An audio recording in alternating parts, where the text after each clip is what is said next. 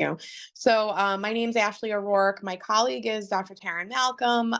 We both work together at Mercy University in the area of speech language pathology. So we are speech therapists by trade, and now we work in academia.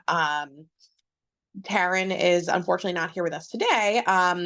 But her and I have been working for the past, I would say, about 3 to 5 years on really kind of looking at our admissions processes in the speech therapy program, the graduate program at Mercy, where she is an assistant professor, I'm an assistant professor, and the program director. Her non-financial disclosure is that she's a member of CRIBSHA. Okay, so our purpose, and I'm going to jump right in and share a little bit of background about, why we saw a need to talk about supporting a non-traditional student specifically in our field and our university, our institution. But I do think this really, is not just based on our program, which is why it's nice to be here with other disciplines and other from different organizations, both high school and higher ed. Because there is a common thread in a lot of places where non-traditional students need support. And specifically in our area as speech pathologists, we, after, being speech pathologists in the field and also combing through a lot of the data, we understand that we need to diversify our therapist background. We know that as therapists, we're treating diverse clientele, and we need to have our therapists reflect the clients that we're treating, which means diversify our education, right? So that we can educate a diverse body of future SLPs. We also, working at Mercy University, we are a Hispanic Serving Institution, and our institution mission is to provide education to students that traditionally may have not had access to higher ed or may have not been a traditional student. Another thing to add that I probably could have added to my disclosure slide is that I'm a graduate of the graduate program at Mercy. So I think, and as a first-gen college student and a graduate of the program, I think I've really had a unique opportunity to see the program and just kind of understand what the paths that our students have walked through a different lens than just the lens of their professor. And I do share that with them very often because this mission is something that's really near and dear to my heart. So today I'll talk a little bit about our processes in terms of our admissions. Specifically, I'm going to talk about our graduate admissions process and how we've really revamped them over the last several years as we've tried to adopt a lot of holistic admissions. We really looked at, some of the traditional barriers that may have existed or some of the more antiquated practices that may have existed just because there might have been a rationale 20 years ago. But, when we kind of looked and compared, for example, like GRE as a predictor of student success rate at the graduate level in our program, we realized that there may not be much of a correlation there for us specifically. So we really wanted to kind of just look at some of those processes that were in place and see, what was acting as a barrier potentially for students to even access this higher ed. And then once they were admitted, we wanted to learn more about, okay, now we've admitted students, but how can we support them through the program? We don't want to just fill our seats and have a mission be supporting a non-traditional student, but then, once they're admitted, to not really give them what they need to be successful. And kind of the place we're at right now where I think we still have a lot of questions and we're still doing a lot of work is the long-term success plan and the retention. Because I think, the two topics that I just mentioned previously on our agenda, we have done a lot of work and sorted through, but now we're in this long-term planning because we've been working on this the last about 3 years. So we're going to start to have some nice data and to really see, okay, what are the effects of changing some of our admissions processes and our student support services once our students are admitted. So I'll share a little bit about that today. So I know a couple people have mentioned non-traditional students, but just kind of overview. Non-traditional students can mean an array of different things. Sometimes we think of it meaning one thing, but it really is, there's a lot of different layers to it. It could be that our non-traditional students have a gap in their timeline. They took a break in their education. They worked in another career and then came back to school. It could mean that they're older than their peers in the program, that they're taking their coursework through a different modality of study, for example, online learning versus in person. We might look at their social roles or their community status. For example, if they're, parenting children, their financial obligations. So for example, in our graduate program, we may have a 22-year-old graduate student who this is their first introduction to grad school. And then we may have someone who's an older graduate student who has several degrees, has had a career. Those are different profiles of student. So a non-traditional student can mean different things. We don't want it to just we don't want to apply just that one label to it. And really the bottom line is, thinking about our students holistically and looking at their lived experiences as well. Then when we look at first generation students, we're looking at children of parents who didn't complete a 4-year college or university degree, are traditionally more likely to come from a low income socioeconomic status, non-native English speakers, or racially minoritized identities.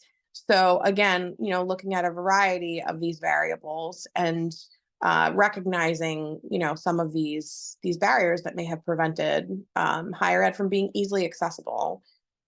Okay, so when we think about when we start to ask questions about how we're going to support our non-traditional students and why we need to support them, we really need to think about how the roles have affected their access to higher education and the curriculum. So a big part for me was, in terms of admissions, was looking at things. I'll share a rubric in a slide or two, but looking at things, like I said, like the GRE. We also had a prerequisite class that was required, which was linguistics. And when we did a little bit of digging and data collection and homework and looked at other programs, we realized that linguistics was not a class that was a prerequisite in many other graduate speech pathology, speech therapy programs. And linguistics was a class that was taught, was 20 years ago, the program director had shared it was an important class because it weeded out students that, didn't have certain grades. But at this point in time, what we really were looking at was, what was the purpose of this class? And if it was just another class that sort of prevented students from even applying to the program, for example, like if you don't have this class, you can't apply to our program. Was it something functional or meaningful for those students? So we removed that as a prerequisite class. We were able to eliminate the GRE requirement. Students are able to submit it, but we don't use it as a sole criteria for admission. And then other things that we wanted to think about once our students were in our program were things like the timing of classes. We have a full-time and a part-time program at the graduate level. So we have classes that most of our classes are offered at night on campus. We are an in-person program, but we also, for our part-time students who traditionally do work or have other obligations, we also want to offer our classes at different times in case their obligations are requiring them to be either present during the day or at night. So the timing of classes has changed for us. We've tried different things since I've moved into program director role, making the classes a bit earlier, splitting them up, moving classes later in the evening. And what I tell our students and what I say when I talk about these things is, we make change based on their feedback and based on what we see. And then we look and see if the changes have been effective. So, the only way to know is to try it. And sometimes it takes a couple, iterations to decide what's really most beneficial for them. So that full versus part-time status, what the academic support looks like. So I can speak to, when I went through the graduate program, the academic support was extremely different than what it is today. Today, we've employed things like peer tutoring, peer support groups, writing supports. We have several different boot camps that try and teach our graduate students foundational skills before they even get to their graduate classes. Because a lot of the things we talk about now is, as opposed to when I went through the program, was, when I went through, they may have said to students, that you're expected to know professionalism. But now what I sort of challenge our faculty with is thinking, but why do you expect someone to understand that term of professionalism? Everyone is not coming from the same background and everyone's not coming from the same experience, right? So if you didn't come from an experience where that was explicitly taught, you may need that foundation before you move into your classes and coursework and your clinical coursework. And I think a big part of where we are today still is trying to navigate the peer support, the identity piece. So making sure that our students can see themselves in their faculty and in their advisors. And for me, as the program director, faculty understanding, I am pretty certain that if any of our faculty were here, or especially my adjunct faculty were here, they probably would tell you that they're pretty sick of hearing me talk about these things because I really talk about it ad nauseum. The fact that we need to create a space that is inclusive for all students to access higher education, and once they're there, to support them through it and not make them feel like they're not going to be successful or they can't be successful, while still holding them to high standards and expectations. And I think another important piece, like I mentioned earlier, when looking at this non-traditional student profile, is looking at lived experiences. One of the most common questions I get asked from potential graduate students is, will you only look at my GPA? And we used to say yes, and now we're able to say absolutely not. We look at a lot of different aspects. We look at lived experiences, internal and external motivation, their work experience, responsibilities in their life, in their community, their maturity, their, even if they're bringing something to the table from their family. So all of those things are taken into account when we do student interviews to really get to know the person that's applying. Okay, so a little bit of the background of, going into speech therapy, of why we really see this as a crisis in diversity and equity in communication disorders or speech pathology, because a majority of our field is identifying as female and white females. And that's really a problem for us because as a New York-based institution and someone that came from Queens, New York City, we are serving diverse clients and we want their therapists to reflect that diversity in all senses. So we really saw this as, okay, we need to, and especially being that we are in a Hispanic Serving Institution and we have opportunities to different research opportunities or grant opportunities, we really saw this as a time to kind of, revamp our processes and try and move us in a direction of supporting a diverse body of students. Just want to move my screen down a little bit. Okay. Move this bar down. All right. So our first generation students, we something that I share a lot about with our faculty, our adjunct faculty especially, is just really thinking about that academic preparedness, just checking my time, talking to them about what is professionalism, using the tilt model, right? So being transparent in teaching and learning, and not kind of expecting that our students are coming to, having these expectations that we really may need to check our own biases. Because what we need to do really when our students enter or enroll, or even when they're interested, is let them know what those expectations are, be very clear about what they are, and also understand and reflect that my expectations are going to be very different and my experiences are going to be very different than a student. And that may mean that we're going to have to discuss, meet in the middle, and find a way to, for example, with professionalism, we may need to teach it explicitly, right? We have now a course where we talk explicitly about things like email etiquette, dress code, daily correspondences, emailing a professor and saying, hey, prof, right? As opposed to, good morning, Dr. Orourke, or good morning, Dr. Malcolm. And all of those things kind of contributing to attrition or retaining our students.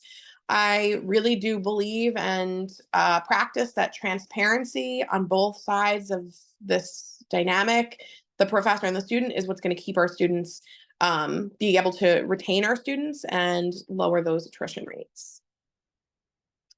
Okay, so our equitable admissions practices, are what we've spent a lot of time changing. We've asked questions like, how can we improve equity and eliminate any biases through these processes? We had processes that were in place that we sort of inherited when I came to the program. And we really tried to, we put a committee together to look at those and to ask really difficult questions at times and, eliminate some of the barriers that existed. So some of those barriers that we identified were things like GPA, standardized testing, letters of recommendation, written statements, and interviews. We didn't eliminate all of these. We tried to look at each of these and decide how we can make this a more equitable process. So yes, we still have a GPA that we ask the students, we expect a 3.0 GPA. But if there's a student that does fall below a 3.0, it's not that we don't look at that student at all for admissions. Yes, we still accept standardized testing like the GRE, but we don't require it. Yes, we still accept letters of recommendation, but in the past, we would only accept letters of recommendation from speech pathology coursework. I had a lot and continue to have a lot of students that will say things like, I had a gap in my education. I don't have contact with a speech pathology professor because I've been out of, education for years and I was working in a different field. So, that would have been in the past something that might have just eliminated that person from applying at all to our program. So now we give more flexibility of who those letters can come from, right? It may be just as valuable to have a letter come from an employer. And we had a student who was an insurance broker for years, and had a letter of recommendation from his employer. So, just kind of opening up what we already had and just kind of changing the details and the expectations there. We do ask for written statements, but we try and leave it a little more open-ended. We're not asking for them to tell us about speech pathology specifically. It's not a test. It's really to have them share their views on a topic related to our field. And then we also do interviews, and we've revamped our rubric that we've used through our interview process. So here you can see a sample rubric, and I'll show you a little bit about some of the things that we found to be a bit problematic. So you can see the criteria on the left, things like communication, speech model, pragmatics, relevance, professionalism. If we had all day, I would pose questions to the audience and say, ask for your thoughts. Because if we're talking about diversity, equity, and inclusion, we can also talk about, diversity affirming practices in terms of neurodivergent students. So what about a student who doesn't have great eye contact, but still processes their information, right? Or has a different affect than I have because they are neurodivergent, and you are not able to tell if, they've told a joke or received a joke, right? So all of these things were, things that we really tried to reassess, looking at speech model, voice articulation, grammar, and clarity. And when I posed to some of our, more senior faculty of, okay, well, where did this rubric come from and how did it come into existence? Some of the feedback was, well, it's a speech therapy field. And these are things that we just, we thought it was like looking at vocal intensity or syntax, sentence structure, right? But I countered that with just saying, but why is that going to be something that would influence our admissions decision, right? If we do have someone that their syntax is different because English is not their first language, why does that affect our graduate admissions process, right? And then that professionalism, that last criteria you see at the bottom, I always challenge, how do we know that everyone has had an equal playing field or playing ground to really learn professionalism, right? So some suggestions that came from our committee as we assessed our processes were eliminating the GRE, really adopting holistic admissions. So what I tried to do, and what Dr. Malcolm and I really spent a lot of time talking about, was just sort of slowly making gradual changes and really trying to explain to faculty, adjunct and core faculty, and get some more buy-in about why this was such an important effort and movement. because to just kind of eliminate things and change things and not really understand the why behind it, for me as a teacher and a colleague, I think that it leaves a big gap, and I want people to really believe in what we're doing. So eliminating the GRE was one thing that we did as okay, we're going to not require it. We did lower our GPA requirement, but we still have one, like I said, a 3.0. And then we really did modify or reframe some of our writing prompts and our interview rubric. We, as you can see on the last page, we really edited this to be, it's actually, we're going through another edit process right now, but to just change the way that we looked at some of the criteria, relatedness, eye contact, professional demeanor, a speech model, where we left the interview more as like an open-ended, to comment on what the conversation looked like. If a student shared something about their experience in a certain setting or with a family member, just for us to have an opportunity to know them. Okay, so the holistic perspective, you can see on the left, our institution and our mission of the institution really does inform the applicant and the metrics that go along with their admission, the applicant's experiences and their attributes. I feel really lucky to work at an institution where the institutional mission aligns with what our program mission and my personal mission is. And I really do communicate that with our applicants, because I think it's a reason why you may want to attend a university, and also why you may want to work at a university, really, that believes in, making education more equitable. Okay. So I've talked a little bit about some of our changes towards equitable admissions processes, and I'll share a little bit about our student demographics. Okay, so as we adopted more of these holistic admissions processes, we really wanted to start looking at, I think a big concern of faculty was, okay, if we lower GPA and we remove the GRE and we take away some of this criteria in an interview, how do we know that our students are going to be able to, if we admit them, what if they're not successful, right? What if they're not in good academic standing and they can't continue in the program? Wouldn't that not be fair, right? And of course, that's not what we want. We want to admit the students and we want to retain the students and then see them be successful to get their licensure. So we looked at some data. We started this process in 2021, and it really is an ongoing process where we do make changes each year. So my takeaway was, well, let's see the students that are in good academic standing, some of the students that we admitted under this new criteria, a student that had a lower GPA, a student that, hadn't taken the GRE, or that didn't have, based on the interview, that maybe if it was based on the old rubric, that we would have said, okay, the interview rubric would have scored lower. But now that we've revamped our rubric, that wasn't applicable. So we accepted them. And what we found was that when we looked initially at 2021, 50% of those students were in good academic standing. When we looked in 2022, about 35 were in good academic standing. And in 2023, 85% were in good academic standing. So we made some big changes by 2023, which I'll share a little bit about. We really did a lot of work with student support. So once we said, okay, we really have changed our admissions processes, good for us, then we saw, like I said, from these numbers, hey, 35% of students being in good academic standing, that's not great. So we want to, of the students that we admitted under this new criteria, we want to change some of our student support measures. So what we did in 2023 is we started to ask students, what are the things that you think could be helpful? So we looked at the courses that students were struggling in the most, and we didn't employ faculty tutors or faculty, office hours. We all have office hours already. We started to employ student tutors. Our graduate students always asked for graduate assistantships. We didn't have a lot of that to offer. So we hired graduate students to tutor students through peer support groups. They were able to do it virtually. They were able to meet. They created things like Jeopardy games. They made index cards with them online, to do quizzing. It really became a place of like even just social support through some of those classes that students found as being more challenging.